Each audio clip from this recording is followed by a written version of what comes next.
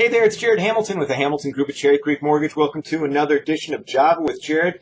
Once again, happy Friday, everybody. Hope everyone is doing fantastic. Well, rates are doing fantastic this week. We saw rates finish the week better than where they ended last week once again, so that's good. We're seeing the trend here continue.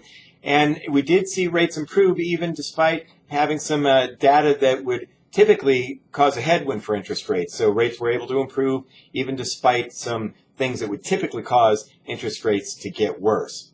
Saw a lot of economic data that was released into the market, especially the jobs report number, which I'll get to in a second here, but let me tell you about some of the other numbers that were fairly important. First of all, PCE, Personal Consumption Expenditures, which is the Fed's favorite gauge of inflation. That showed it actually declined a little bit last month, which is a good thing for interest rates. Went from 1.5% down to 1.4%.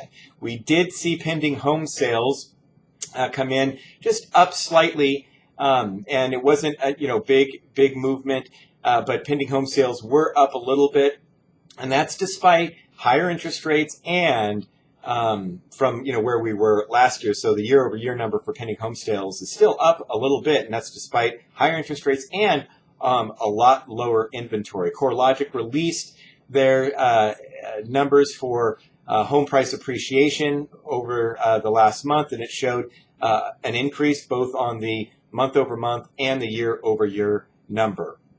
Now, the jobs report, that's what the market was waiting for, did show that there was an increase greater than expected. 209,000 jobs were added to the economy. Expectations were for about 178,000 jobs. So about a 30,000 swing there, 30,000 job swing, which is, a fairly significant miss, but not that bad. Rates did suffer a little bit on the news. Still, we're up significantly over where we were last week because of what happened earlier in the week.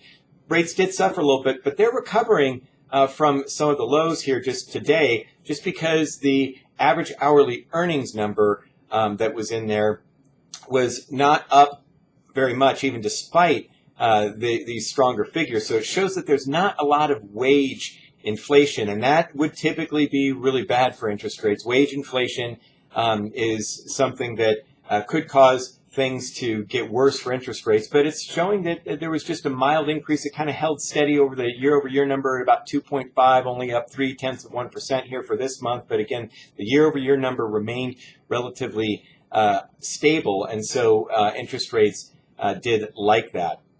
We also did see the unemployment report unemployment number go from 4.4 down to 4.3.